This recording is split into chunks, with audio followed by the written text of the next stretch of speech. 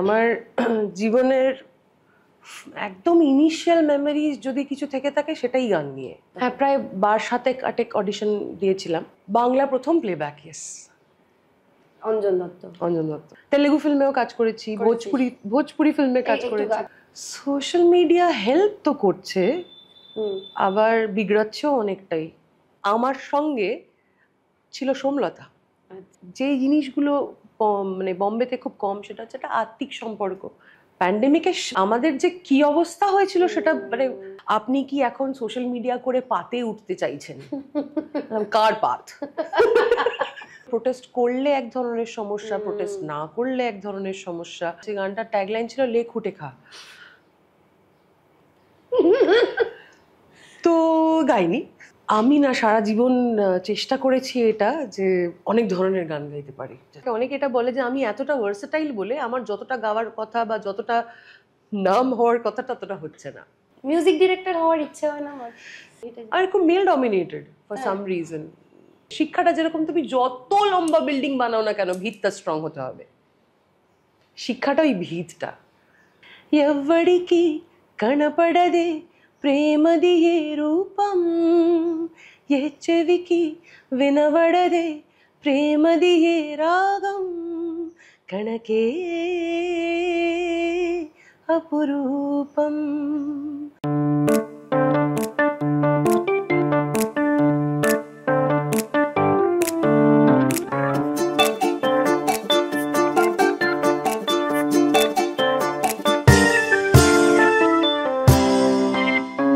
দশভুজা নাশে বলতো তার হয়, তার জীবন জুড়ে হাজারো পরাজয়, তবুও তার পথে থামার প্রথা নেই, আগলে যায় সরে চলার খেয়ালে, সীমানা ভোলার দুরানা সেই,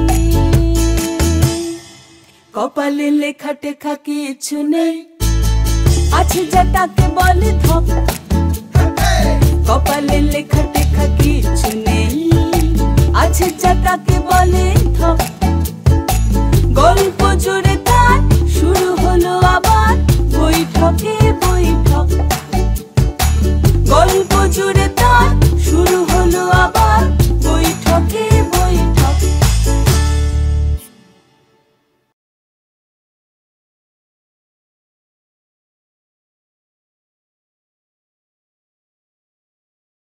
এই এপিসোডটি স্পন্সর হলেন অন্নপূর্ণা স্ন্যাক্স।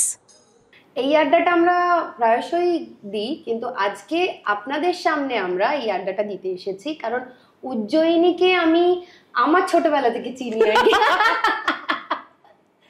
উজ্জয়িনীও ছোট ছিল, আমিও ছোট ছিলাম, তখন থেকে প্রথম বৈঠক, মুদিয়ালি, তারও আগে কাজ করেছি হাউমা খাও। হ্যাঁ, তো তুইও তখন মানে একদম বাচ্চা, আমি যদি বাচ্চা হই মানে তুই আরো সুপার বাচ্চা। তখন থেকে উজ্জয়িনীর সঙ্গে না, তখন খুব একটা আলাপ ছিল না, আবার না, বাট ওই এক স্পেসে কাজ করেছি, তখন দেখেছি তোমাকে প্রথমবার আর কি। তখন তো তুমি খুব হ্যাশট্যাগ ট্রেন্ডিং ছিলে, এখনকার হ্যাশট্যাগ ট্রেন্ডিং।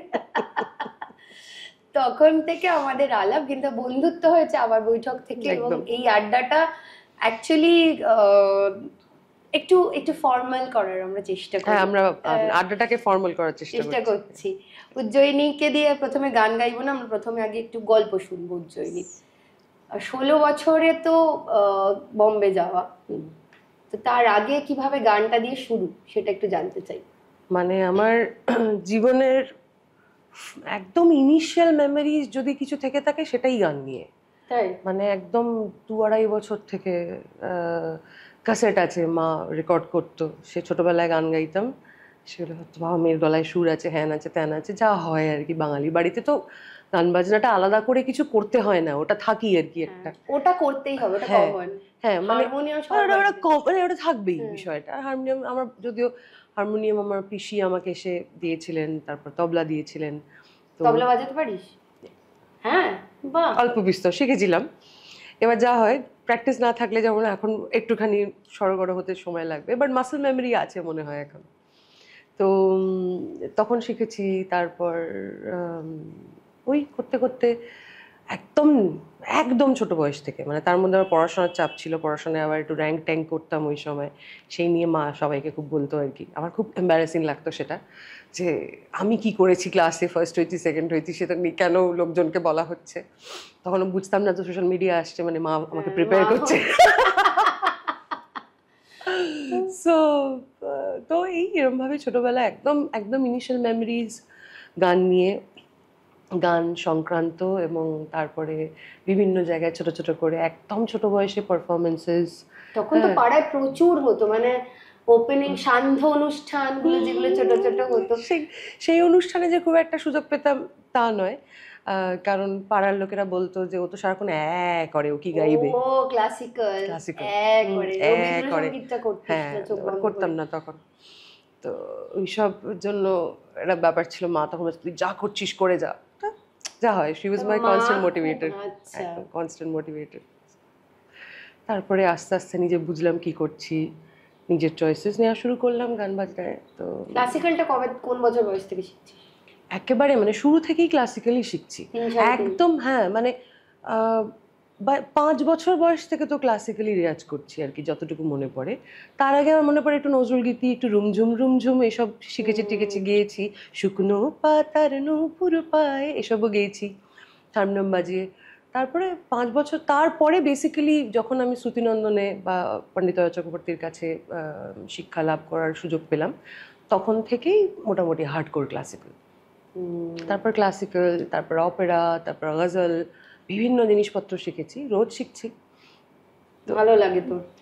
পড়াশোনাটা কি নিয়ে করলি? গান নিয়ে করলি? পড়াশোনা একদমই গান নিয়ে নয়। পড়াশোনা প্রথম দিকে তো সবাই খুব ভীষণ ভালো স্টুডেন্ট, হ্যান ত্যান যা হয় ভালো স্টুডেন্ট, এরকম একটা বিষয় ছিল। তারপর আস্তে আস্তে একটুখানি মনে হলো যে গানটার দিকে একটু ন্যাকটা বেশি বেশি ভালো লাগছে, পড়াশোনা করতে ভালো লাগছে না অতটা, মানডেন লাগতো। তো তারপরে ক্লাস 10-এর পরে যখন আমি আর্টস নিয়ে পড়াশোনা করি, আমার ক্লাস 9-এর 10-এর সমস্ত ম্যাথস টিচাররা শকে ছিল রীতিমতো, মানে ট্রমায় পড়ে গেছিলো শুনে যে আমি আর্টস নিয়ে ভর্তি হয়েছি। তো কারণ তখন অলরেডি আমার জীবনে বম্বে, হ্যাঁ জাস্ট মাধ্যমিক দিয়েছি, তারপরে মানে ক্লাস 11-এ উঠেছি, ওই সময় আমার প্রথম বম্বে যাওয়া। তো ওই বম্বে তখন খুব ডিমান্ডিং একটা শহর, খুব ডিমান্ডিং একটা জায়গা। হ্যাঁ, এখন তো আমি আর বুঝি না কি ইকুয়েশনটা, তখন ইকুয়েশনটা বুঝতাম আর কি। তো জি সারেগামা কি করে, মানে এখানে কি অডিশন হচ্ছিল? হ্যাঁ, প্রায় 7-8 অডিশন দিয়েছিলাম। হ্যাঁ, আমার কোনো জিনিসই একবারে হয় না, তো মোটামুটি 7-8 বার অডিশন দিয়ে অনেকবার ব্যর্থ হয়ে আর কোনোদিন অডিশন দেবো না এসব ভেবে বাড়ি এসে আবার গেছি। গিয়ে ফাইনালি আই থিঙ্ক যখন এই 10-এর পরীক্ষার আশেপাশে ওরকম একটা সময়, তখন অডিশনে অ্যাপ্রুভাল পেলাম। এবং সেটা পেলাম হচ্ছে বিকজ আমি যার কাছে গজল শিখতাম, বালু দত্ত, উনি আমাকে বললেন এবার যা, যেতেই হবে, ভালো হচ্ছে গান, যা। তো গেলাম, গিয়ে চান্স পেলাম, এবং তারপরেই ওই সময়টাতেই আর কি ঠিক তার উইদিন 2-3 মান্থস তারপর যাওয়া হলো বম্বে। ওই গিয়ে তারপর অডিশন, আরেকটা অডিশন, তারপর সেখান থেকে সিলেকশন, তারপর যেরকম হয় আর কি, একটার পর একটা রাউন্ড করতে করতে তারপর মাঝখানে থেমে গেল আবার, তারপর আবার একটা নতুনভাবে শোটাকে ওরা লঞ্চ করলো। কতদিনের গ্যাপ ছিল এটা? প্রায় 6 মাস যতদূর মনে পড়ছে। হ্যাঁ, এটা পুরো এপিসোডের ওইটা 6 মাস। হ্যাঁ, মানে ওটা হওয়ার পরে আবার কলকাতায় চলে এলাম। তারপর আমাদের বলা হলো, আমরা কজন ছিলাম আর কি এখানে, কলকাতা থেকে অনেকে ছিল, কেকাদি ছিল, তারপর সপ্তকদা ছিল, দেবজিৎ ছিল, যে ফাইনালি উইন করলো ওই সিরিজটা। তো ওরা ওই টিপিক্যাল ফরম্যাট যেখানে সবাই গাইছে, গিয়ে তারপর জাজমেন্ট দিচ্ছেন, ওই ফরম্যাটটা থেকে ব্রেক করে ভোটিং ফরম্যাটে ঢুকলো for the first time in Saregamapa's history. তো তারপর ওখান থেকেই চেঞ্জ হলো আস্তে আস্তে। তো তোর মেন্টর কে ছিল এটাতে ওই সময়? মেন্টর তো একটা করে তো মেন্টর ওটা একটু পরে এসেছিল, যখন চ্যালেঞ্জ 2005 বলে শোটা লঞ্চ ওরা করলো, তখন আমাকে একটা ঘরানা সো কল্ড দেওয়া হয়েছিল। সেই ঘরানাটা আমি ভেরি লাকি, আমি যতীন ললিতের ঘরানায় ছিলাম। আচ্ছা তো অ্যান্ড তার আগে মানে অপিনাইয়ার সাহাবও এসছেন জাজ করতে, মানে মানে জাস্ট একদম ওনার শেষ জীবন আর কি, তখন ওনাকে পেয়েছি, ওইটুকু আশীর্বাদ পেয়েছি। কবিতাজি এসছেন, হরিপ্রসাদ চৌরাসিয়া এসছেন, শিবজি এসছেন, মানে অনেকে ওই তখন সারেগামাপার ওই সময়টা ছিল আর কি, যে 4 জন কন্টেস্টেন্ট, 2 জন অসাধারণ জাজ এসে জাজ করবে, 2 জন জিতবে, একটি ছেলে একটি মেয়ে কোয়ালিফাই করবে, ওরম ভাবে। তোর সময় তুই মেয়ে হিসেবে তুই জিতেছিলিস? মেয়ে হিসাবে আমি সেটা তো বললাম না, কোনো জিনিস একবারে হয় না, যেহেতু ওই চ্যালেঞ্জ 2005-এ আমি রানার্স আপ ছিলাম মেয়েদের মধ্যে। সেখানে নিহিরা ছিল, হিমানি ছিল, আর আমি টুইঙ্কল বলে একটি মেয়ে ছিল যে এখন টিয়া বাজপেয়ী অ্যাক্টিং করে। তো আমি বোধহয় আমি 4 নম্বরে ছিলাম, টপ 10-এ আর কি। তো এবার তারপরে আরেকটা শো ওরা রিলঞ্চ করে, যেটার নাম হচ্ছে এক মে অর এক তু। তো সেটা ডুয়েট কম্পিটিশন ছিল, সেটা আমি আর ঐশ্বরিয়া, বিহারের একটি ছেলে, আমরা 2জন একসাথে উইন করেছি। আচ্ছা, তো পড়াশোনার অসুবিধা হয়নি? মানে এই যে হ্যাঁ, অফকোর্স পড়াশোনা, তখন তো কলকাতায় পড়াশোনা করছি, তো কি করে তখন এই বিষয়টাকে মেলাবো। মাধ্যমিকটা নিশ্চয়ই খুব খারাপ? না, মাধ্যমিক ভালো রেজাল্ট হয়েছিল। আচ্ছা, হ্যাঁ, তো মোটামুটি এখন 80% পাওয়া কোনো ব্যাপার না, কিন্তু তখন 80%টা নিয়ে তাও আর কি একটু আলোচনা হতো। 80% পেয়েছিলাম, বাংলায় খুব ভালো রেজাল্ট করেছিলাম। তো তারপরে সেটার পরে তখন সবাই আবার চেয়েছিল যে আমি একটু পড়াশোনা নিয়ে আবার সায়েন্স নিয়ে ইত্যাদি নিয়ে পড়ি। বাংলায় ভালো পেয়ে সায়েন্স বলছিল? হ্যাঁ, না সবাই চাইছিল আর কি যে সায়েন্সটা পড়ি। ওটা তো মানে কনস্ট্যান্ট, ওটা কনস্ট্যান্টই ছিল যে পড়াশোনায় ভালো, তোমাকে সায়েন্স নিয়ে পড়তে হবে। হ্যাঁ, যেটা টিপিক্যাল ব্যাপার, সবই ঠিক আছে, গান করো ঠিক আছে, আর কি করো, মানে কাজটা কি করো। তখনও বাঙালি ওই জোনটা থেকে বেরোয়নি, এখন যেমন অনেকটাই চেঞ্জ হয়ে গেছে। আর্কিটাই হচ্ছে ওইটা আর কি, আর্কিটাই মেইন পড়াশোনা। এটা thanks to social media again, যে একটা প্ল্যাটফর্ম তৈরি হয়েছে যেখানে এত কিছু এক্সিবিশন মতো করা যায়, নিজের এক্সিবিট করা যায় আর কি নিজেকে। তো এবার তারপর টুকটুক করে প্লেব্যাক আরম্ভ হলো। তো প্রথম প্লেব্যাকটা বাংলা না হিন্দি? হিন্দি।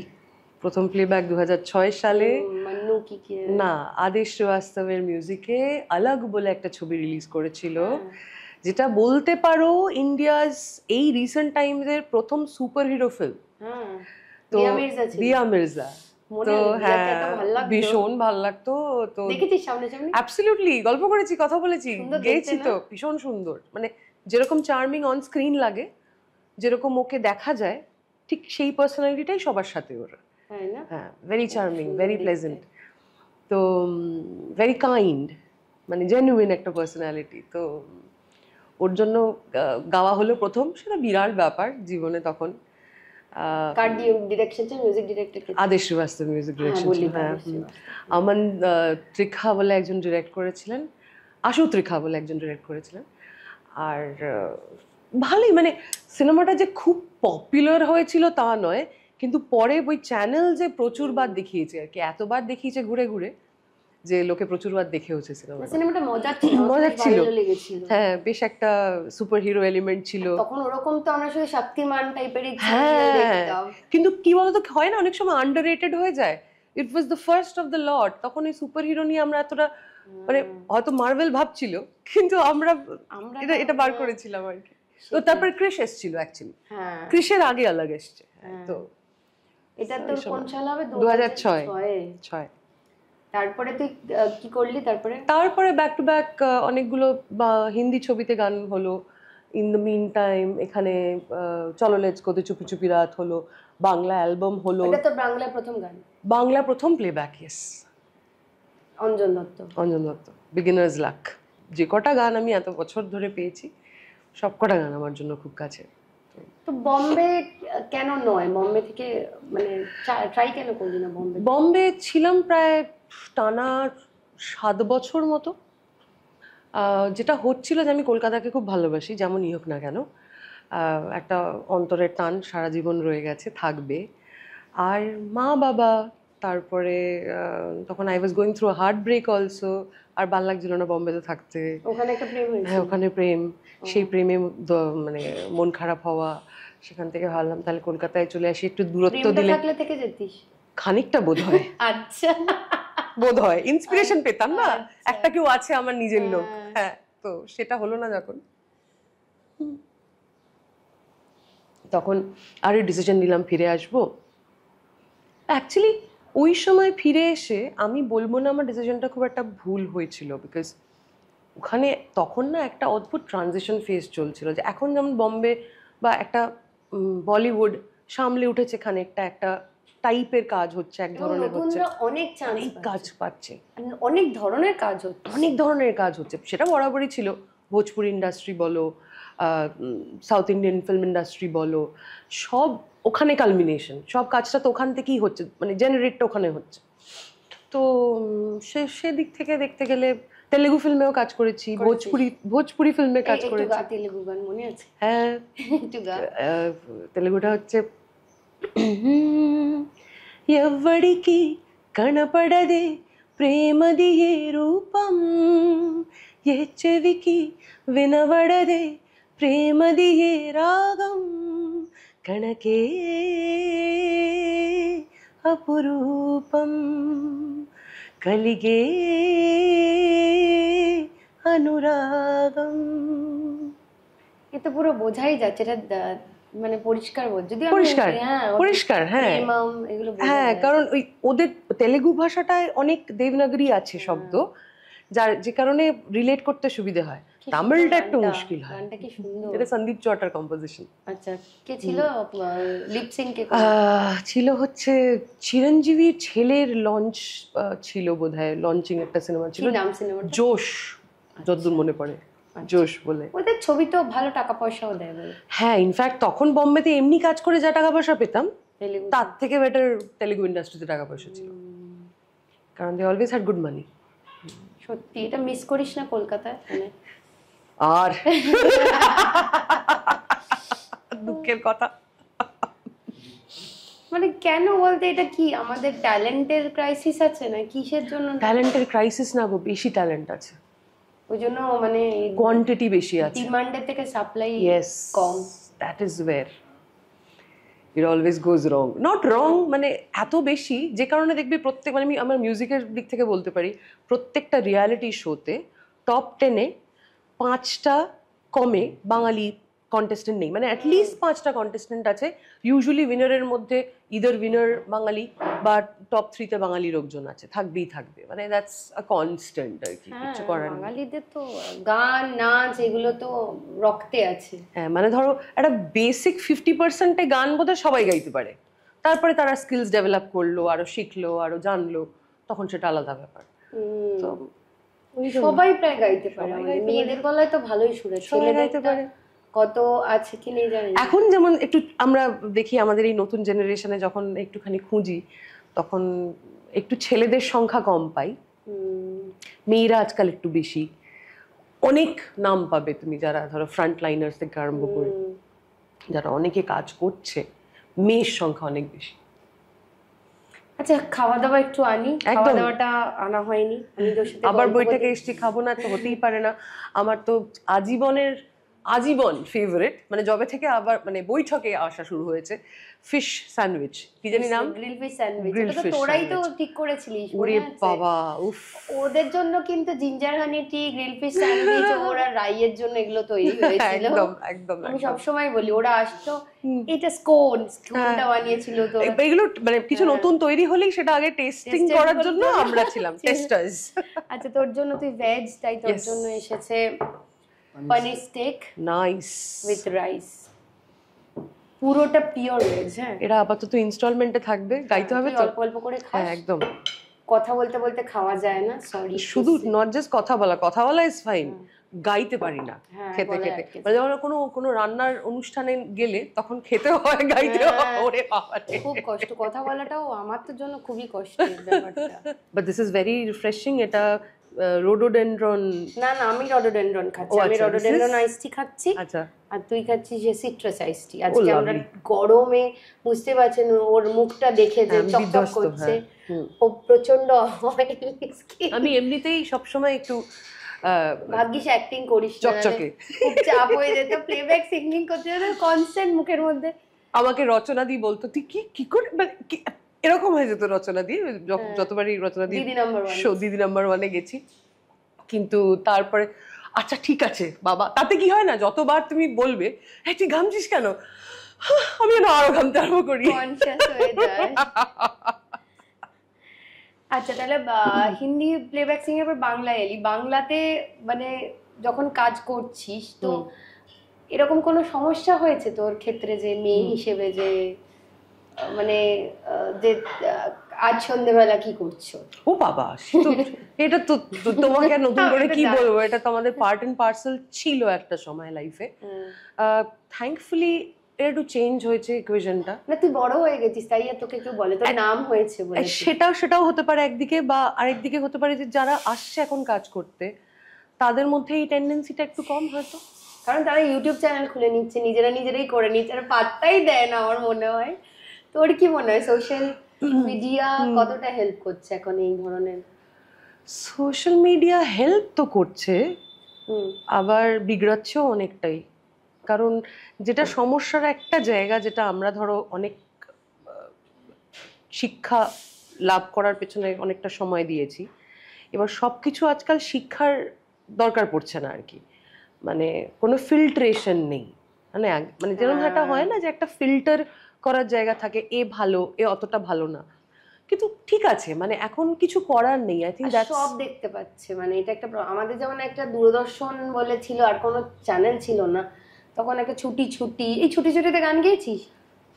ছুটিতে গান গাইনি, ইটিভিতে ছুটির ছবি বলে একটা হতো, আচ্ছা সেটার টাইটেল ট্র্যাকটা আমরা অনেকে মিলে গিয়েছিলাম, সেটা আমার জীবনের অ্যাকচুয়ালি ফার্স্ট প্লেব্যাক দেবজ্যোতি মিশ্র ডিরেকশনে, দেবুদার ডিরেকশনে। আচ্ছা হ্যাঁ, তো সেটা তো 2000 ইন দি ইয়ার 2000।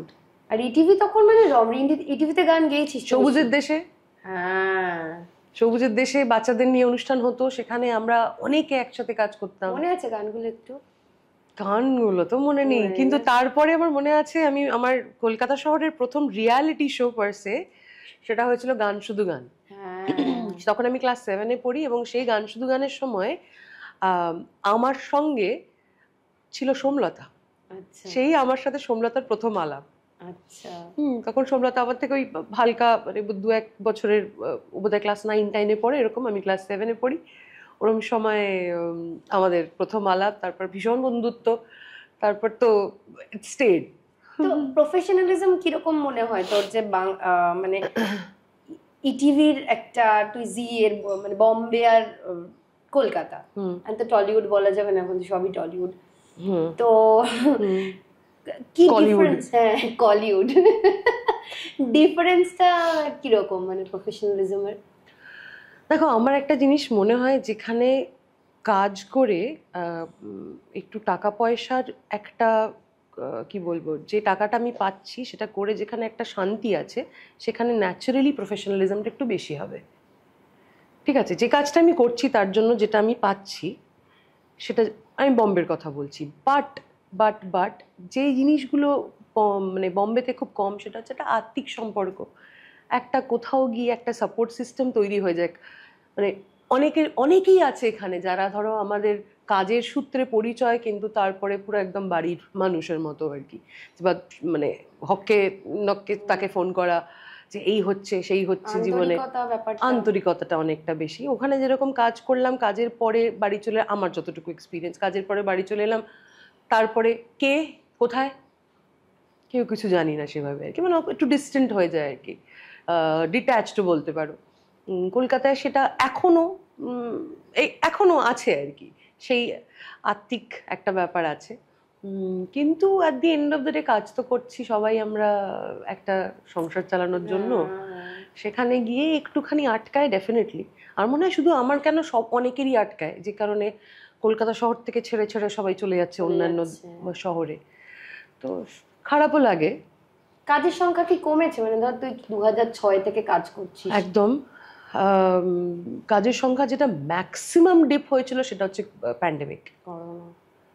প্যান্ডেমিকে, মানে আমাদের যে কি অবস্থা হয়েছিল সেটা মানে কিছু মানুষ হয়তো জানেন যারা রিলেটেড, মানে সবার টেরেবল, খুব খুব খারাপ। ইউটিউবাররা ছাড়া বোধহয় সবারই মোটামুটি প্রবলেম হচ্ছে। হ্যাঁ, মানে যে কারণে তখন আরো বুম করলো যে social media, you have to be present in social media, না হলে তোমার কোনো গতি নেই, এরকম একটা ব্যাপার।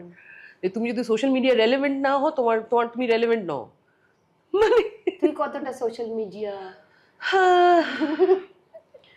থাক ফ্রেন্ডলি। একটা সময় আমি প্রচন্ড ফেসবুক করতাম, একটা সময় মানে আমার মনে হয় সোশ্যাল মিডিয়াটা অনেকটা লাকের ব্যাপার, জানো তো, ওই মানে একটা ক্লিক করে যাওয়ার, বাকি সব জিনিসেরই মতো। তাহলে আমাকে বল, আমি তো কিছু না করে করে তোমার কন্টেন্টের দম ছিল, লোকের ভালো লেগেছে, কিছু করার নেই, সে সময়টা ক্লিক করেছে, কিচ্ছু ইউ নেভার নো রাইট, কি ক্লিক করবে। সো যেরকম আমার একটা ভিডিও সে দেখি মিলিয়নস অফ ভিউ হয়েছে। আমি জয়পুরে গেছি ঘুরতে, সেখানে একটি ছেলের ও গান গাইছিল, হারমোনিয়ামটা বাজিয়ে গাইছে, বাট একটা অন্য স্কেলে গাইছে, দমাদম মস্কলন্দর গাইছে। এবার অন্য ছেলেপুলেরা আমাকে ডেকে, যা হয় আর কি, আইয়ে না শুনিয়ে না, পুতুলের ডান্স দেখাবে, হ্যান দেখাবে। আমি যে পুতুল ডান্স ফান্স আমি দেখবো না, আমি গান শুনবো, দেখি কি গাইছে। তখন ছেলেটি গাইছে একদম একটা অন্য স্কেলে, কিন্তু যে স্কেলটাই গাইছে সেটাতে সুরে গাইছে, হারমোনিয়ামের সাথে কোনো মিল নেই। আমি ওকে বসিয়ে ওর স্কেলটা ওকে জাস্ট বলেছি, বস এটা তোমার স্কেল, এটা কর, এরকম ভাবে কর। এটা যে আমি সোশ্যাল মিডিয়াতে ভিডিও দেবো ওর জন্য করিনি, এটা ভিডিও করেছে কেউ একটা করে, এবার সেটা আমাকে তারপর পাঠিয়েছে। আমি দেখলাম বাহ, ভিডিওটা খারাপ না, আমি এর মতো করে এডিট করে জাস্ট পোস্ট করলাম। ওরে বাপরে বাপ, প্রচুর লোকের প্রচুর কমেন্ট, নেগেটিভ বেশি, পজিটিভ কম, কিন্তু ভাইরাল যা হয়। তো এবার এইটা আমি এক্সপেক্ট করিনি, এত ভালো ভালো গানের ভিডিও। তোর এমন একটা কমেন্ট মনে আছে যেটা খুব মানে হাস্যকর মনে হচ্ছে, এর কোনো কাজ নেই, শেষ নেই এগুলোর? একটা বল। শেষ নেই। ও একটা মনে আছে, একটা কমেন্ট ওয়াজ রিয়েলি ফানি। এটা এই সংক্রান্ত নয়, এই কমেন্টটা ছিল যে, আপনি কি এখন সোশ্যাল মিডিয়া করে পাতে উঠতে চাইছেন? কার পাত? কোন পাত? Please tell me. আমার তো মজা হয়েছে, আমি নাকি সিরিয়াস আলোচনাতেও চুপ করে জুস খাই, পডকাস্টে লিখেছে। ওয়াও, কি দারুণ, মানে বেশ মজা। আমার এই জিনিসটাতে একটা হালকা আপত্তি আছে। আপত্তিটা হচ্ছে যে আগে যেটা ছিল না, আগে আমরা যারা কাজ করতাম, আমরা কাজটা নিয়ে মন দিতে পারতাম। মানুষ হয়তো সবসময় নিজেদের মধ্যে পজিটিভ কমেন্ট করেছেন, খারাপ কমেন্ট, নেগেটিভ কমেন্ট করেছেন, কিন্তু আমরা এফেক্টেড হতাম না ওগুলোতে। ভাব, মরে যাচ্ছে লোকে এফেক্টেড হয়েছে, আমার ফলোয়ার্স কমে যাচ্ছে, মানুষ এফেক্টেড হচ্ছে, and this is creating more mental health issues. আমার সামহাও এটা মনে হয় যে ট্রোলিং বিষয়টা বোধহয় একটা গোষ্ঠী, তারা দায়িত্ব নিয়েছে যে আমরা সবাইকে ট্রোলই করব। সকাল থেকে উঠে জাস্ট আজকে একে ট্রোল করব। না আমার মনে হয় যে ওদের মানে আগে আমার ইন্টারভিউ নিলাম ভাস্বতী, ও বলল যে রাগটা, অ্যাংজাইটিটা ওরা ওইভাবেই মিটিয়ে দেয় বোধহয়, যে ইন আ ওয়ে গুড। তাহলে এটাই ভাবতে হবে, এটা ভালো কথা, এটা একটা ভালো পার্সপেক্টিভ। খুব দুঃখ, রাগ, অ্যাংজাইটি ওরা ওইখানে গিয়ে এত মানে জায়গা পাচ্ছে না, তো এক্সপ্রেশনটা ওখানেই দিয়ে দিই। তাহলে ভালো। তাহলে যদি আমার কন্টেন্ট দেখে কারোর একটু হলেও ভালো হচ্ছে, এটা তো ভালো, একটা ভালো পার্সপেক্টিভ। বাহ, থ্যাংক ইউ ভাস্বতী। ওইটা বললে আমারও বেশ ভালো লাগলো যে নিজেকে ভালোবাসো, এবং যা বলছে লোকের কাজ হচ্ছে বলা, তুমি জাস্ট নিজেরটা দেখো না। মানে আমি মাঝে মাঝে দেখি, আমি তো ধরো একজন গায়িকা, ধরো 5.5 জন লোক আমায় চেনে, কিন্তু ধরো ফর এক্সাম্পল কাজল, ঠিক আছে, কাজলের একটা ভিডিওতে কি লক্ষ লক্ষ খারাপ কমেন্ট। আর সেখানে মজার হচ্ছে 75, আমি অবজার্ভ করেছি 75% বাঙালি লোকজন, তাই না? এইটা ভালো অবজারভেশন। আমি এটা দেখে হে ভগবান, না থাক, যাকে নতুন একটা কর্ম, এইটাতে যদি গুগল পয়সা করে দেয়, মানে ইউটিউব, তাহলে আমার মনে হয় একটা প্রফেশন তৈরি হবে, যে নেগেটিভ পাবলিসিটিটা ভাবা, একটা প্রফেশন তৈরি হবে। ট্রোলার্স কমিউনিটি, সব ব্যবসার পর নতুন ব্যবসা, ট্রোলার্স কমিউনিটি, ভালো, নট ব্যাড। আচ্ছা, তুই যে এই যে একটা মিডিয়াতে প্রচুরবার সেই সময় তোমার সময় দেখা গেছিল, তারপর তোর কাজে কোনো এফেক্ট পড়েছে সেটাতে? মানে তুই তো বেশ একটা ভালো মতন, আমি আমার মতো চেষ্টা করেছি, কোনো সত্যি কথা বলতে কোনো মানে ফলের আশা না করে চেষ্টাটা করেছি। না, আমি বলছি তোর এইটা দেখার পর অনেকের যেমন কাজে এফেক্ট পড়েছে, অনেকের ক্ষেত্রে আমি দেখেছি যারা মুখ দেখিয়েছে, বা আমার এমনিতেই কাজ কম, বা ভয় পাস না। লগ্ন লিখেছিল না, তো তাতে যে 4.5 কাজের থেকে না হয় একখানা চলে হ্যাঁ গেল। একটা বাদ গেলাম। কিন্তু আবার এরকমও হয়েছে যে, যেটা আমার খুব খারাপ লাগার জায়গা, যে ধরো নতুন একজন গায়িকা রিয়েলিটি শো ব্যাকগ্রাউন্ড থেকে এসছে, ওর অনুষ্ঠান ফিক্স হয়ে গেছে, ওকে বলা হয়ে গেছে, কিন্তু সামহাও কোনো কারণে, এই সব কারণে ওকে বাদ দেওয়া হয়েছে এবং সে অনুষ্ঠান তারপর আমার কাছে এসছে, আমাকে সে অনুষ্ঠান করতেও হয়েছে। তো চেষ্টা করে যাওয়া আমাদের মতো করে আর কি। হ্যাঁ কিন্তু ঠিক আছে, এগুলো তো হয় প্রফেশনাল জায়গায়। তো কিন্তু কি হয় বলতো, অনেক কিছু দেখি, অনেক কিছু প্রোটেস্ট করি, এবার প্রোটেস্ট করলে এক ধরনের সমস্যা, প্রোটেস্ট না করলে এক ধরনের সমস্যা। যেমন যখন আমরা মিছিলে নাবিনি, তখন আমাদেরকে ফেসবুকে বিভিন্ন লোকজন বলছেন, আপনারা কোথায়, আপনাদের তো দেখতে পাচ্ছি না। তো যখন আমরা নামলাম, তখন নামলেনি যখন এত দেরি করে, হ্যাঁ মুখ দেখানোর জন্য, তো মানে সেলিব্রিটিদের আমি দেখেছি, হ্যাঁ মানে এদিকেও করা ওদিকেও আর কি, সেটাই যে কার কথা শুনবি আর কি রিঅ্যাক্ট করবি। হ্যাঁ মানে করিস খুব একটা সোশ্যাল মিডিয়ায় রিঅ্যাক্ট করি না, নিজের মধ্যে রিঅ্যাকশন হয় অবশ্যই হয়, কিন্তু সোশ্যাল মিডিয়ায় রিঅ্যাক্টটা কম করি। কারণ অনেক সময় এরকম হয়েছে, অনেক লেখালেখি হয়েছে, যে লেখালেখিগুলোতে আমি সম্মতি দিইনি, বা ওই যে কথা বলেছি তার থেকে অন্য কথা বার করে সেটা ক্লিকবেট হেডলাইন হয়েছে, কিন্তু সেটা নিয়ে আমি খুব একটা রিয়্যাক্ট করতে চাই না, বিকজ আমি ওটাতে আমি জানি না, বিকজ আমার মনে হয় না ওটা আমার মধ্যে আছে ওই ক্ষমতাটা, যে বাবা আবার ওটা নিয়ে আবার 4টে জল ঘোলা হবে, আবার দরকার নেই বাবা।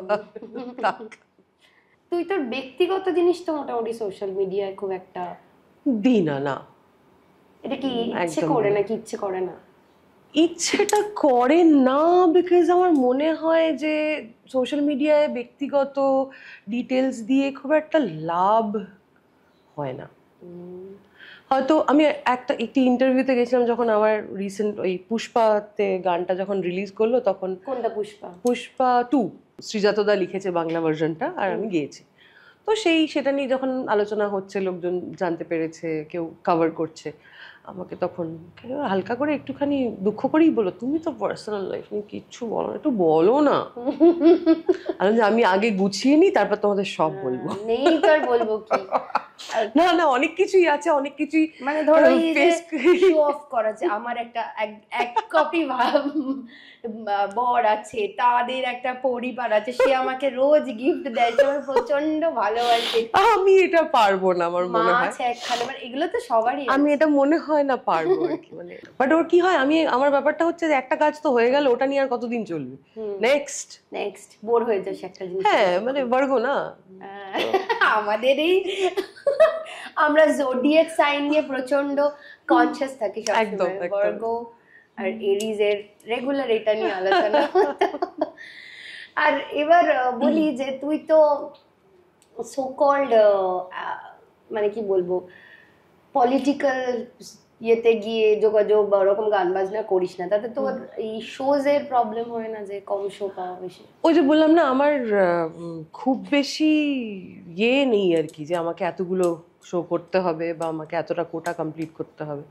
যতটুকু আসছে তাতে I am very grateful, and সেখানে আমার কোথাও গিয়ে কারোর সাথে আমার যাকে যতটা রেসপেক্ট দেখানোর, আমি সেটা আমার মতো করে করতে থাকি। এবং একেবারে যে সো কল্ড পলিটিক্যাল শোজ আমার কাছে আসে না বা পারফর্ম করি না, সেটা একেবারেই নয়, কিন্তু সেটা হয়তো খুব সংখ্যায় বেশি নয়।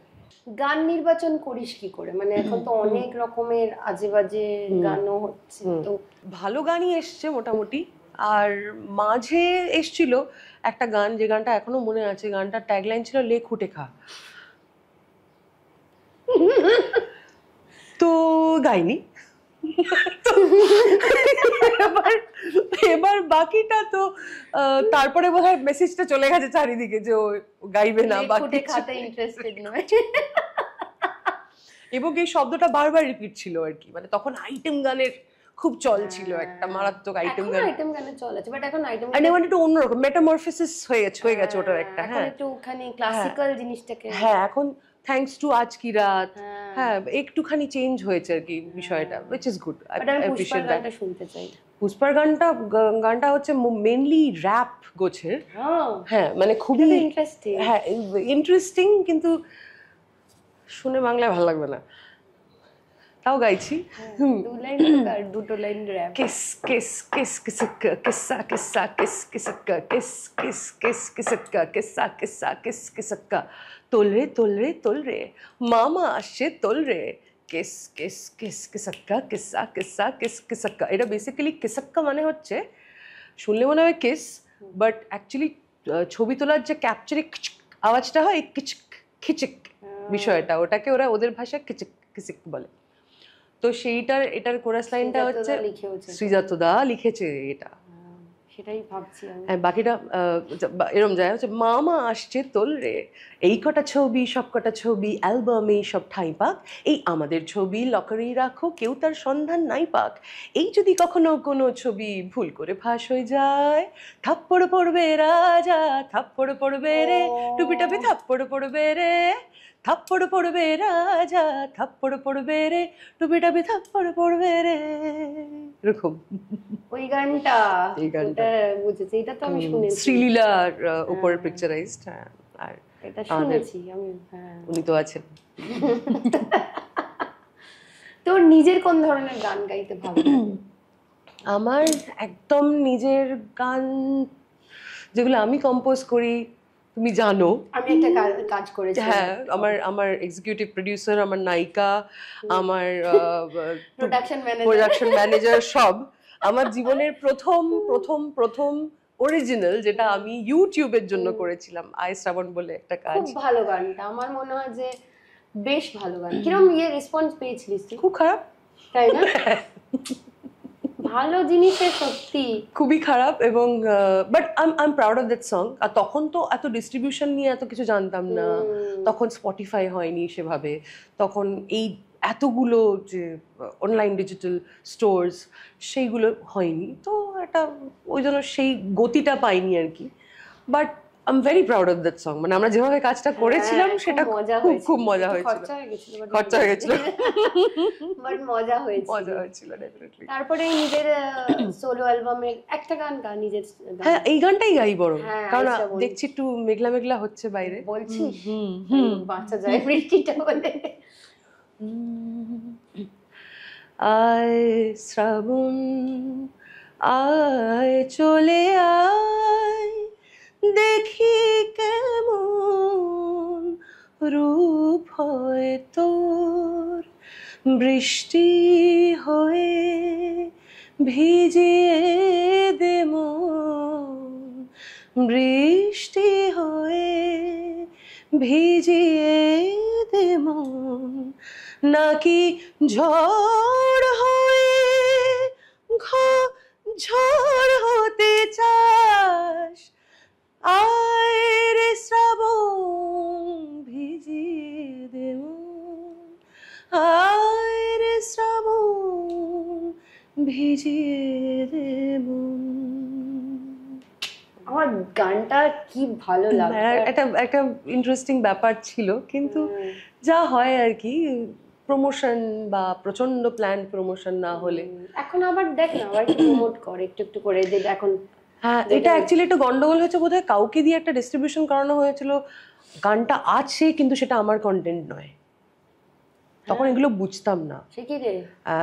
তো মানে যে ডিস্ট্রিবিউট করেছে ওটা হয়তো তার কন্টেন্ট হয়ে গেছে বা কিছু, এটা তো একটুখানি আমাকে একটু কালচার করতে হবে ব্যাপারটা নিয়ে। কি আবার কর, এখন তো ইউটিউবের একটা ভালো মার্কেট হয়েছে একদম। আচ্ছা, এই যে তুই এখন যে গানটা গাইলি, তার আগে থাপ্পড় গানটা গাইলি, র্যাপ কিসিক কিসিক, তো এই যে জনারটা তো চেঞ্জ হচ্ছে গানের, তাতে কি গায়কির উপর প্রভাব পড়ে? বা আমি না সারা জীবন চেষ্টা করেছি এটা, যে অনেক ধরনের গান গাইতে পারি, যাতে যে কারণে শিক্ষা, যে কারণে বিভিন্ন, যখন আমি তোমায় শুরুতেই বললাম যে ক্লাসিক্যাল শিখেছি, তারপরে অপেরা শিখেছি, তারপরে মানে from classical to opera, western classical একটুখানি বলতে পারো খানিকটা হলেও, পরে অত ডিটেলে নয় বাট শিখেছি, তারপর গজল শিখেছি, তারপরে রবীন্দ্রসঙ্গীত গাইতে গাইতে শিখেছি, সেই অর্থে রবীন্দ্রসঙ্গীত আলাদা করে শেখা হয়তো হয়ে ওঠে। রবীন্দ্রসঙ্গীতের যেমন একটা গায়কি থাকে একদম, ওইটা নাকি অন্য ধরনের গান গাইলে ওটা নাকি চেঞ্জ হয়ে যায়। আমি সেটা ফেস করিনি সে অর্থে, কারণ অনেক সময় আমাদের যখন ধরো প্রচণ্ড ক্লাসিক্যাল হার্ডকোর রেয়াজ করছি, তখন আমাকে আমার এক গুরু বলেছিলেন, গুরুমা বলেছিলেন, রমা ঘোষ, উনি বলেছিলেন রবীন্দ্রসঙ্গীত গাইবি তাহলে গলায় মিড় আসবে, মিড় এলে গলায় সফটনেস আসবে। অনেক সময় আমরা যখন মানে এই ধরনের প্রজেকশনে যখন রেয়াজ করছি কনস্ট্যান্টলি, তার সঙ্গে যখন মানে দাঁড়িয়ে এটা গাইছি, এই যে একটা ছোট্ট বেন্ড এলো, যে মিডটা এলো, ওটা গলার জন্য ভালো যদি তুমি লাইট মিউজিক করতে চাও। তো অ্যাজ আ লেসন কাজ হয়। আর প্লাস প্রচণ্ড ব্রেথ ওয়ার্ক, মানে যখন ধরো একটু সর্দি লাগা থাকে বা গলা একটু কম ভালো, তখন রবীন্দ্রসঙ্গীত গাইতে রীতিমতো কষ্ট হয়, বিকজ নিঃশ্বাস এত দম লাগে। সো বলতে পারো vocal exercise, chest lungs exercise Rabindrasangeet. তো যদি কারোর ধরো এরমভাবে প্রফেশনালি ক্লাসিক্যাল গায়িকা, সে যদি অন্য কিছু গাইতে চায় রবীন্দ্রসঙ্গীত দিয়ে, সেই ট্রানজিশনটা সে করতেই পারে।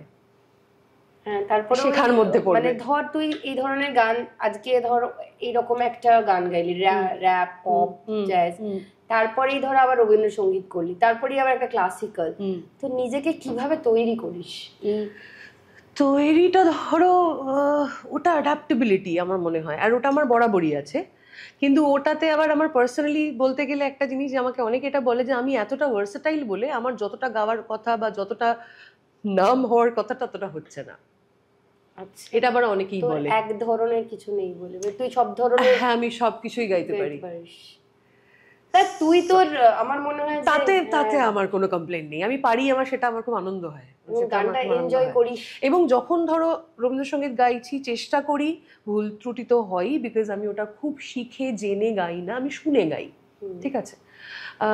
বা ফোক গাইছি যখন, তখন ভালো লাগলো, অন্তর থেকে টান এলো, তাই গানটাকে আমি আমার মতো করে একটা অ্যাডাপ্টেশন দিলাম। কিন্তু যেটা হয়, যেটা আমি শিখে গাই, সেটা আমি জানি আমি কি গাইছি, ঠিক আছে, কোথায় ঠিক হচ্ছে, কোথায় ভুল হচ্ছে, একদম।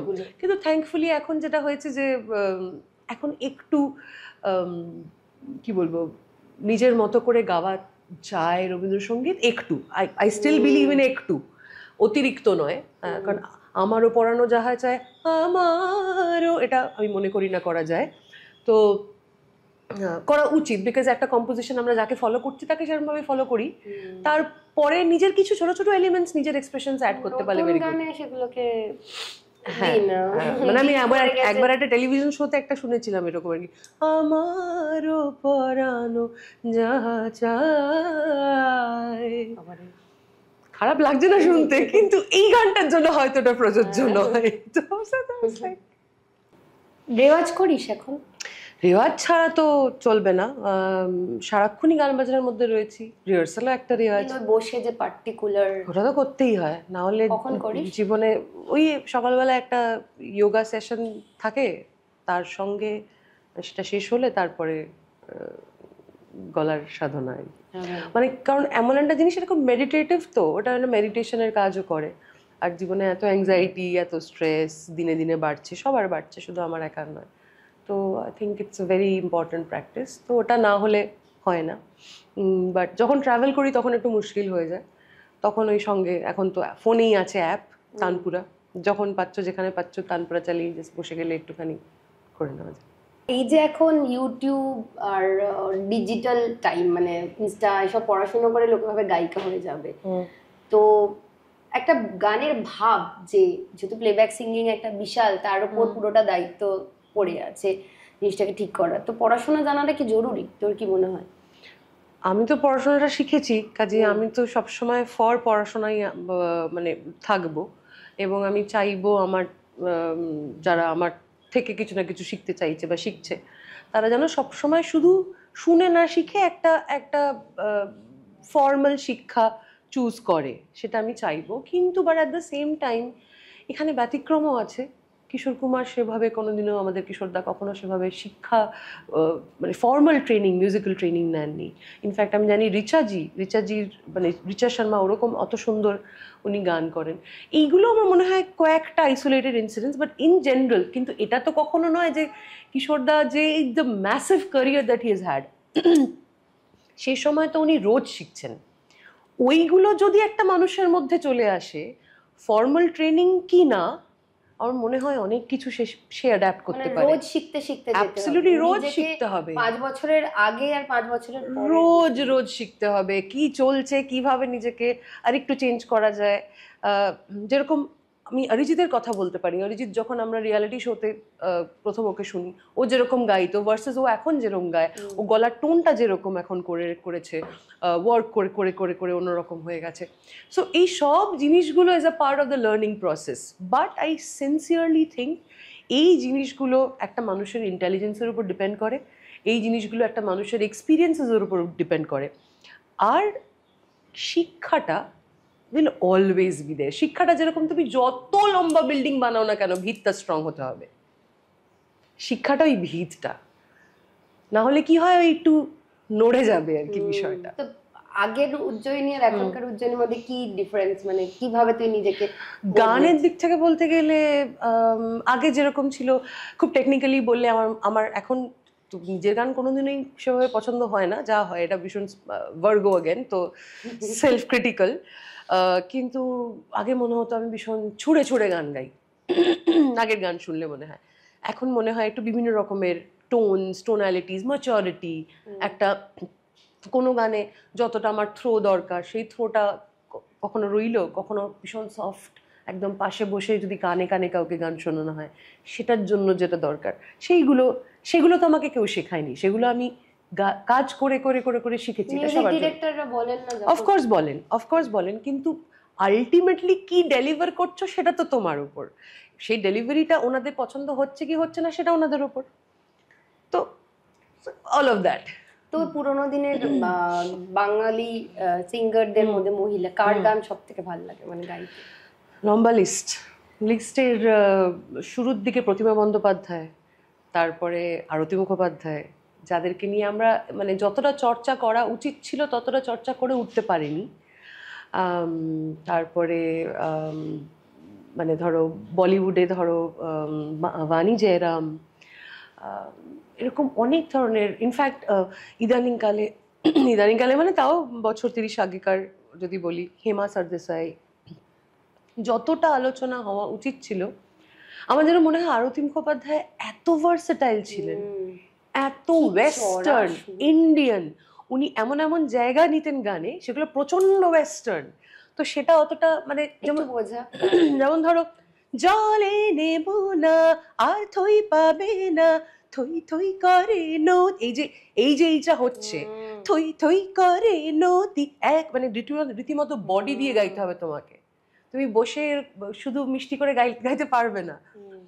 তো তারপরে যেমন আবার ফিরে আসছে খুব জল ডুব জল, মানে এই ডায়নামিক্স গুলো, দিস ইজ ভেরি ওয়েস্টার্ন। তো সেটা অতটা অ্যাপ্রিসিয়েট করা নেই। আমার এটাও মনে হয় যখন সন্ধ্যা মুখোপাধ্যায় আমি প্রথম দিকের গান শুনি, এটা আমার মতামত, যে ওনার টোনটা তখন বাকি যে টোনগুলো চলছিল, মানে ধরো লতা মঙ্গেশকর বলো, বা পাতলা গলা ছিল না ওনার, উনি পরে ওটাকে পাতলা করে প্রজেক্ট করতেন, এটা অদ্ভুত টোন, একটা অদ্ভুত টোন লাগতো ওই জন্য, মানে এতটাই ইউনিক যেটা আজও কানে বাজে আর কি। আমি প্রথম দিকের গান যখন শুনছি, মানে উজ্জ্বল এক ঝাঁক পায়রা ফর এক্সাম্পল, উজ্জ্বল এক ঝাঁক, একটা গভীর মানে একটা ডেপথ আছে যেই টোনটা তখন, এটা তো আধুনিক গান, মানে আধুনিক গান তখন অতটা অ্যাপ্রিসিয়েটেড মানে তখনও বলছি যে আধুনিক গানগুলো পরের দিকে অনেক বেশি অ্যাপ্রিসিয়েটেড হয়েছে, বিকজ যখন উনি বুঝেছেন যে এই টোনটা আমার কাজের জন্য এখানে ওয়ার্ক করছে না অতটা, আমাকে একটা কিছু অ্যাডাপ্ট করতে হবে, আমাকে কিছু একটা ভাবতে হবে, যে ভেবে তখন ওই লোকে কি খাবে, অ্যাবসলিউটলি, মানে এটা আমাদের ফিল্ডে সারা জীবন সব সময় আজন্মকাল থাকবে আর কি। সো আমার মনে হয় তো এইগুলোই আর কি। পরে তো আধুনিক গানগুলো যে পুজোতে বাজা বা এগুলো চলে, কিন্তু সেই সময় ওটা খুব একটা ক্লিক করেনি বলছিস না, মানে একটা উজ্জ্বল এক ঝাঁক পায়রার মতো গান, মানে উনি পরের দিকে যেভাবে গেয়েছেন অন্য গানগুলো, সেটার টোনটা ধরো আর একটু মিষ্টি করে গাওয়া। মানে এখন যেরকম আমরা এক ধরনের গান শুনি যেটা ধরো একটু পাতলা পাতলা আওয়াজ, ওপরের দিকে উল্টে গেছে, এখন সবাই নিচের দিকে গাইতে প্রেফার করে। যারা প্রচন্ড উঁচুতে গাইতো এত বছর, তারা এখন নিচের দিকে গাইতে পছন্দ করে, মেয়েদের কথা বলছি।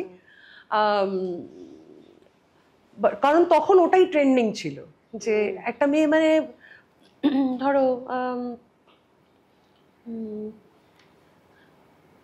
আজ নয় গুনগুন এরকম হতে হবে বিষয়টা, মানে খুব ওপরে শুনতে লাগতে হবে জোরালো ব্যাপারটা। তো যে কারণে ওটাই অ্যাকসেপ্টেড টোন ছিল যেটা আমার মনে হয়। কিন্তু তারপরে মেইনলি ফর ফিল্মস, বিকজ নায়িকাদের এটাও তো এমনি গান, এটা এমনি গান, সেটা সিনেমার গানের জন্য কথা বলছি না, আমি বলছি টোনটার কথা। ওই চড়া লেভেলটা এখন অনেকটা, হ্যাঁ ওটা এখন ওরকম ভাবে অ্যাকসেপ্টেড নয়, মানে আমার মনে হয় চেঞ্জ হয়েছে, সেটা ইটস আ গুড চেঞ্জ। তুইও কি এটা করেছিস মানে নিজের মধ্যে? হ্যাঁ আমি আগে প্রচন্ড উঁচুতে গাইতাম, তখন এটা আমাকে অনেকে বলেওছে, মানে আমার যাদের সাথে রেগুলার বেসিসে কাজকর্ম হয়, যে সবসময় উঁচুতে গাইতে হবে না। তারপরে আমি বুঝেছি হ্যাঁ দ্যাট ইজ ট্রু, অনেক সময় কোনো গানের রিকোয়ারমেন্ট হতে পারে যেখানে খুব নায়িকা ওরিয়েন্টেড গান, যেটা আজও নায়িকা ওরিয়েন্টেড হলে একটু উপর দিকে হলে ভালো হয়। সো এই ছোট ছোট জিনিসগুলো নিজেকে ইমপ্যাক্ট করে। আর এটা একটা পড়াশোনার মানে মধ্যেই পড়ে, যে একটা ক্যারেক্টারকে বিশ্লেষণ করে যে নায়িকা কি করছে, একদম নায়িকা কি ধরনের চরিত্রে আছে। একদম। ইনফ্যাক্ট রিসেন্টলি আমার যেটা একটা কাজ বেরিয়েছে যেটার নাম হচ্ছে জুলি, তো জুলি একটা ওয়েব সিরিজ, তো সেখানে এটা দেখা যাচ্ছে আড্ডা টাইমসে। এটা অরিত্র সেনের ডিরেকশন, আর নবারুণ মানে নবারুণ বোস আমাদের নবী, ওর মিউজিক করা। তো এটাতে অনেকগুলো গান আছে, আর পুরোটাই পাউলি দামের উপর, পাউলির ওপর পিকচারাইজ করা। এবার একটা গান আছে যেটার নাম অকারণ, যেটা অনেকেরই খুব ভালো লেগেছে। তো এই অকারণ গানটা যখন পাউলি শুরু করছে, তখন কি জানি কিভাবে হয়েছে, পুরো মনে হচ্ছে পাউলিই গাইছে। তো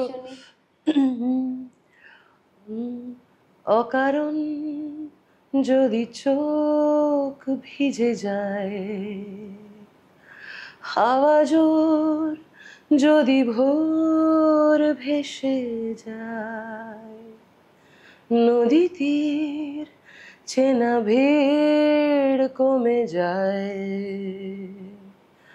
ঘুম ঘর ডাকে আয় চলে আয়, শান্ত না থাক খুচরো পাথর, যা কিছু আমার সবই যে তোর, অন্য কোথাও অন্য ভাবে। ভালো গানটা, সত্যি সুন্দর। এটা একটা খুব ইন্টারেস্টিং জায়গায় প্লেস করা, বেশ একটা ইমোশনাল, খানিকটা দেখলে বুঝতে পারবেন, আমি শিওর ভালো লাগবে। একদম দেখে জুলি। জুলি আইস যেমন গাওয়ার পর দেখেছিস কাজটা কিরম দিয়েছে, বৃষ্টিও নেমে এসেছে, কিরম টানছেন লাগছে নিজেকে। মানে এটা কিন্তু, আরে আমরা মনে আছে আইস শ্রাবণের সময় বৃষ্টি হয়েছিল, আমরা রেইন মেশিনও ভাড়া করেছিলাম, লাগেনি সেটা, উল্টে বৃষ্টি হয়েছিল। আজকে শোটা নিশ্চয়ই আপনারা শুনতে পাচ্ছেন বৃষ্টির সাথে, সুন্দর মাখো মাখো হয়ে গেছে ব্যাপারটা, রোমান্টিক। তোর কখনো মনে হয় যে গান ছাড়া অন্য কিছু করতে চাই, যে আর গানটা হয় না যে শোজ আসছে না? না মানে শো কি বলতো, এটা বড্ড, হ্যাঁ ঠিকই বলেছো একদিক দিয়ে, মানে বিষয়টা হচ্ছে সবসময় এত অন্যের ওপর ডিপেন্ডেন্সি না, যে এলো কি এলো না, ম্যানিফেস্ট বাট অন্য কিছু ঠিক জানি না কি করে করতে হয়, সেখানে আবার আমি কিরকম একটা অপারক মনে হয়। এটা ভালো, সেই জন্যই তো এই গানগুলো করতে পারছিস। আমি ঠিক জানি না, সাথে সাথে তো আমার অনেক গানের গলার ম্যাচুরিটিটাও অনেক বাড়ে। সে তো হয়, সেটা তো শুনেই মনে হচ্ছে। সেটা তো হয়, কারণ ওই অ্যাডাপ্ট করতে করতে চলা আর কি, যেটা তোমায় বলছিলাম আর কি। তো দেখা যাক কি আছে কপালে। আরেকটা বড় বৃষ্টির গান দেখি, এটা তোকে ইন্সপায়ার করছে কি? এই রে, হ্যাঁ একটা আধুনিক গান না, ইনফ্যাক্ট অকারণ গাইলাম যখন, তখন মনে হচ্ছে অন্য গানটা কতটা ডিফারেন্ট, তাহলে তোমাকে ওটা একটু শোনাই। হ্যাঁ, দিন নাহি চैना रैन नहीं नींदिया, दिन नहीं चैना दिन नहीं चैना,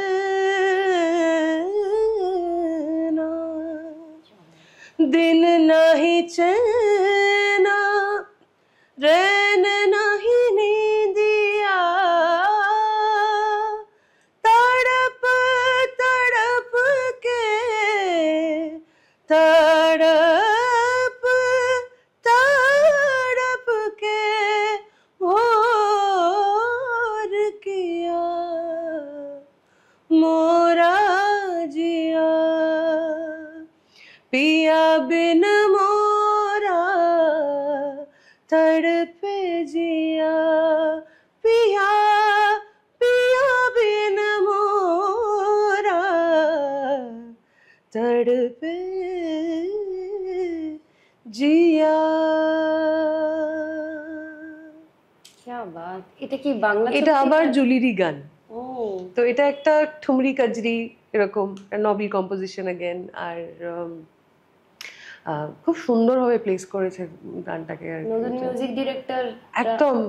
আর ভালো কাজ। ও মানে I am very proud of him. মানে ওকে আমি অনেক ছোট থেকে চিনি। ইনফ্যাক্ট ওর আরেকটা পরিচয় আছে, ও হচ্ছে অনুপম রয় ব্যান্ডের অফিসিয়াল কিবোর্ড প্লেয়ার এবং অনেক অনেক গুণ আর কি। সুন্দর গানও গায়। বাহ, ভালো। নতুনদের মানে তোর ভীষণ ভালো লাগে কার সাথে কাজ করতে, মানে কম্প্যাটিবিলিটি? ভীষণ এনজয় করি, not just because of the সুর তাল হ্যান ত্যান, এটার থেকেও বেশি ভীষণ এনজয় করি জয়দার সাথে কাজ করতে। ভীষণ সারা আজই মানে আজন্মকাল মানে শুরু করেছি আমার প্রথম অ্যালবাম জয়দার করা, তো জয়দার সাথে ভীষণ হই হই হয় কাজ করতে। তারপরে খাওয়া দাওয়া হয় প্রবুদ্ধদার ফ্লোরে, প্রবুদ্ধ ব্যানার্জি। তো প্রবুদ্ধদার সাথে তো আমাদের মানে পুরো বলতেই পারো ফ্যামিলির মতো সম্পর্ক। অনিন্দ্য চট্টোপাধ্যায়। তো তার নতুনদের মধ্যে অনিন্দ্যদার সাথে কি কাজ করেছে? অনিন্দ্যদার সাথে যে কাজটা সবার খুব পছন্দ হয়েছিল সেটা ব্রহ্মা জানেন গোপন কম্মটি। সেখানে ওই লক্ষ্মী মেয়ে দোষী হোক না চাই না লক্ষ্মী মন্ত, শকুন্তলার বই গেছে যদি নাই চেনে দুষ্মন্ত, ওইটা আর কি। ভালো গান, ওটা গেয়েছি। এটা স্টেজে খুব গাই আর এটা অনেক রিকোয়েস্টও আসে আর কি। স্টেজ শোজ হচ্ছে এখন মোটামুটি? আমাদের তো সিজনাল কাজ জানোই তো, যেরকম গরমের সময়টা আর কি ইউজুয়ালি অনুষ্ঠান কম হয়, আবার অনুষ্ঠান পিক আপ করে দুর্গাপুজোর সময় থেকে।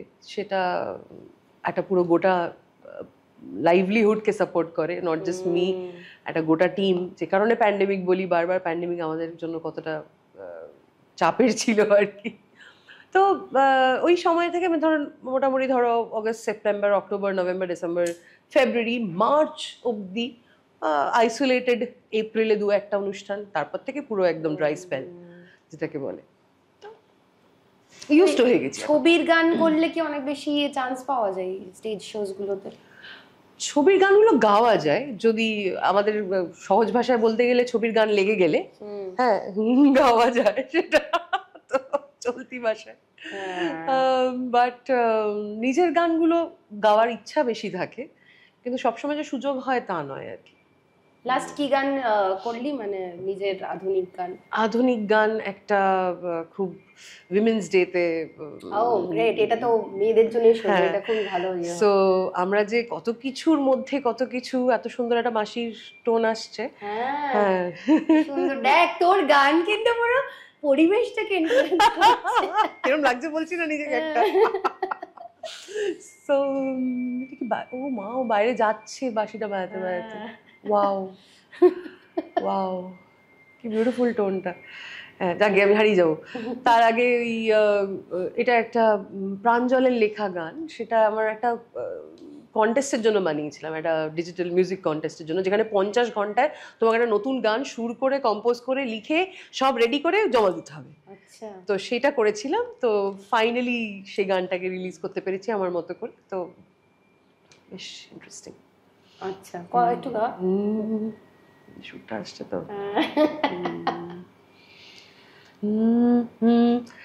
আগুনে পেরিয়ে ক্ষত ভাবিনি এগোবো এত। আর বাজাচ্ছি। আগুনে পেরিয়ে ক্ষত ভাবিনি এগোবো এত, তবু এগিয়েছি শুধু এগিয়েছি। পার ভেঙেছিল যে নদী, মন ভেঙেছিল সে ক্ষতি, ভুলে গিয়েছি তবু এগিয়েছি। মাথার উপর বৃষ্টি নিয়ে, মনের ভেতর আকাশ নিয়ে, পথেই পেলাম পথের হদিশ, আগলাবো পথ জীবন দিয়ে। কিছু পেতে গেলে কিছু হারাতে হয়, বেরি ভাঙতে গেলে পা বাড়াতে হয়, হাত বাড়াতে হয়, পাখনা মেলে পাখনা মেলে। এটা তুই লিখেছিস? এটা প্রাঞ্জলের লেখা, আমার সুর করা। মিউজিক ডিরেক্টর হওয়ার ইচ্ছে হয় না আমার? আমাদের এখানে একটু ইকুয়েশনটা, রেশিওটা গড়বড় আছে আর কি। ইনফ্যাক্ট পুরো গোটা উপালিদি তো ভালো কাজ করে। উপালিদি দারুণ কাজ করছে, হ্যাঁ। কিন্তু ওই উপালিদি ছাড়া বোধহয় আর একজন দুজনই আছে যাদেরকে নিয়ে আমরা অতটা অ্যাওয়্যার কাকে নই। আছে রে উপালিদিকেও বলতে পারলো না ঠিক করে। মানে দেখো, আমিও টুকটাক কাজ করি, মিউজিক কম্পোজ করি, জিঙ্গলস করেছি। কিসের প্রবলেম আছে আমি এটা আর খুব male dominated for some reason, very male dominated for some reason. নেয়ও না নাকি তাকে? আমি ঠিক বুঝতে পারছি না এখনো। আর মনে হয় সংখ্যা আরোটা বাড়ানো উচিত, মানে আমাদেরকেও আরো একটু সামনে এসে বলা উচিত যে আমি কাজটা করতে চাই বা আমি কাজটা করতে পারবো, যেটা তুমি একজন মেল কাউন্টার পার্টকে দিচ্ছ সেই কাজটা হয়তো আমাকেও দিতে পারো। এই জেন্ডার ইনইকুয়ালিটিটা এখনো আছে ভীষণভাবে। এটা নট জাস্ট এখানে, যেমন স্নেহা খানওয়ালকর বলিউডে, স্নেহা কত বছর ধরে গ্যাংস অফ ওয়াসেপুরের মিউজিক স্নেহা খানওয়ালকরের। আরো ওই lucky lucky way I think দেবডিও বোধহয় স্নেহা খানওয়ালকর, না দেবডি বোধহয় Amit Trivedi, Amit Trivedi, right, yeah. So Sneha খানওয়ালকরের দারুণ দারুণ মিউজিক আছে, ও দারুণ দাপিয়ে কাজ করছে যাকে বলে। ওখানেও সংখ্যায় কম, কম্পেয়ার টু কলকাতা অনেক বেশি বম্বেতে, কিন্তু এই জিনিসটা সবেরই সংখ্যা কম, সেটা তো একটা বড় সমস্যা হয়েছে। আবার সংখ্যা বেশিও, কিন্তু আমার মনে হয় এই চেঞ্জটা হলে ইট উইল বি নাইস। দেখলাম উপালিদের ক্ষেত্রে এত ভালো ও অদিতি বলে একটি মেয়ে একবার একটা কোনো গান আমাকে দিয়ে গাইয়েছিল, আমার মনে পড়ে, কিন্তু ও বোধহয় এখন আর মিউজিক করছেই না যতদূর আমি জানি। চল এবার তোর সাথে একটুখানি আমরা র‍্যাপিড ফায়ার বলো না। হ্যাঁ, ও মা, ঝটপট আগুনে ঝাঁপ আমাদের নামটা। ওকে, র‍্যাপিড ফায়ার খুব সোজা, কিছুই নেই। আচ্ছা, প্রিয় সঙ্গীত পরিচালক যে কোনো হতে পারে, Bollywood, Hollywood, Tollywood, Kollywood, wherever. Case হয়ে গেলে সুদিন দাশগুপ্ত। সাদা কালো যুগের নায়িকাদের মধ্যে কার লিপসিং তোর করতে খুব ইচ্ছে করে, যদি ইশিনী থাকতেন তার নামটা, মানে তুমি প্রশ্নটা করলে গায়ে কাটা দিল, সুচিত্রা সেন। তাই? আচ্ছা, চকলেট মেঘরাজ না ক্যাপুচিনো আবার বৈঠকের? ক্যাপুচিনো। ক্যাপুচিনো। আর খাচ্ছিস না চকলেট মেঘরাজ? তোদের জন্যই তো আমি জানি, মানে কিন্তু ওটা এমন হয়ে গেছে না, আমার মনে হয় যে ওটার পরে আমি আর, মানে ইটস লাইক দেয়ার, আর অন্য কিছু খেতে চাই না ওটার পরে, ওকেও আর খেতে চাই না। তোর তো ভীষণ স্কুলের ভালো বন্ধু আছে। এখন একটু কমে গেছে, অন্যান্য কারণ শহরে চলে গেছে সবাই। তাই? বন্ধুদের সঙ্গে আউটিং এ প্রিয় জায়গা কি, মানে যদি যেতে চাস? গেছিস কখনো একসাথে? হ্যাঁ, গেছি। রিসেন্টলি আলিবাগ গেছিলাম, মুম্বাইতে, মানে মহারাষ্ট্রে, স্কুলের বন্ধুদের সাথে, এবং 12 বছর পর আমরা একসাথে কোথাও গেলাম ঘুরতে। আচ্ছা, মানে অন্য লেভেলে আর কি। আমার এক বান্ধবীর জন্মদিন সেলিব্রেট করতে, তো আমরা তিনজনে খুব খুব আনন্দ করলাম, প্রচুর ঝগড়াও করলাম, তো ঝগড়াটা দরকার ছিল, জমেছিল। তাই না? জীবনের সবচেয়ে প্রিয় গান, যেটা মানে ধর প্রথম শুনেছিস সেই গানটা এখনো মনে থাকে? সবচেয়েটা বললে লিস্ট হয়ে যাবে, কিন্তু মানে একটাতে কখনোই হয় না, বাট একটা গান যেটা আজও গাইলে আমার ভীষণ ভীষণ ভালো লাগে, সেটা হচ্ছে সেই মৌসম কি আদলা বদলি ফ্রম দ্য ফিল্ম ব্ল্যাক।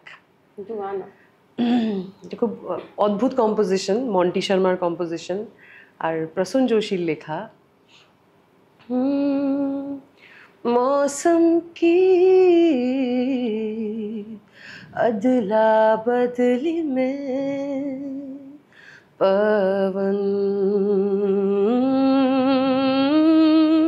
गुलाबी हो जाती है, हाँ मैंने छूकर देखा है, हाँ मैंने छूकर দেখা এটা ভীষণ সুন্দর কম্পোজিশন, এবং এটা সেই সারেগামাপায় আমি গিয়েছিলাম, গাওয়ার পরে এই গানটা তারপরে রিয়েলিটি শোতে অনেক বাচ্চারা গেয়েছে, কিন্তু সবাই আর কি এখনো আমাকে মনে করে এই গানটা শুনলেই, অনেক সময় স্টেজেও গাইবার রিকোয়েস্ট পাই আর কি, স্টিল দেয়ার। আমার গান নয়, কিন্তু অনেকে মনে করে আমি গেয়েছি। আমি তো তখন আমি ছোট্ট, এটা গায়ত্রী গাঞ্জাওয়ালার গাওয়া গান, মানে কুনাল গাঞ্জাওয়ালার ওয়াইফ। আচ্ছা, তো তুই আজকে একদম আমাদের জন্য ম্যাজিক্যাল। তুই এলে মৌসুম কি আদলাবাদি পুরো বদলেই গেছে মৌসুম আমাদের। কিন্তু আড্ডা তো শেষ করতে হবে, সারাদিন ধরে আমরা ওকে গাওয়াতে পারি না। বন্ধু গায়িকা হলে এটা একটা মজা আর কি, একটু গা একটু গা একটু গা। আমরা এইটা সব জায়গায় কোথাও আমাকে বিভিন্ন জায়গায় বিভিন্ন পার্টিতে ইনভাইট করা হয় আমি গান শোনাবো বলে, তাই না? হ্যাঁ, এটাতে আমার খুব বিদ্রোহ করি আমি, এটাতে আমি গান শোনাবো না। বলবে অভিনয় করো, নাচ করো। হ্যাঁ, তারপর তো কেউ ইঞ্জিনিয়ার এসছে, কেউ ডাক্তার, ডাক্তার করে দেখাও।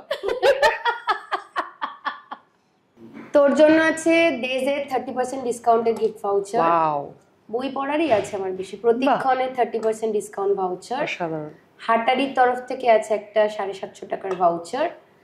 লাস্ত্রাদা পাবলিকেশন, যদি ওটা আমার কিন্তু আসলে সবিতারির, সেটা এটা বেশি করে জুম ইন। আমার তরফ থেকে আছে একটা 1000 টাকার ভাউচার। আর এটা জুটিফুলি খুব সুন্দর সুন্দর ব্যাগ আবার বইটাকে পাওয়া যায়। এটা তোর জন্য কোস্টার্স আছে। বাহ, আরো আছে, দিস ইজ বিউটিফুল। পোস্টারটা দে। ও স্টোরের তরফ থেকে আছে একটা গিফট হ্যাম্পার। আচ্ছা, অন্নপূর্ণা স্বাদিষ্টের তরফ থেকে আছে একটা গিফট হ্যাম্পার। চুপি চুপি রাত নেমে আসে আকাশে, গুটি গুটি চাঁদ এসে পাশে বসে, কানে কানে গান শোনায়। কোটি কোটি তারা জ্বলে ওঠে আবার, ছুটে ছুটে চলে যায় মনটা আমার, আমি আকাশ পানে হাত বাড়াই। না জানে क्यों दिल यूं सताए, बीते है रात पर नींद ना आए, जागी आंखों में सपनों के साए, सजते हैं यूं कि नींद ना आए। আমাদের এই পর্বের প্রশ্ন হলো, আমাদের আজকের অতিথি উজ্জয়িনীর প্রথম প্লেব্যাক আসলে ছোট পর্দায়, সেই অনুষ্ঠানের নাম কি?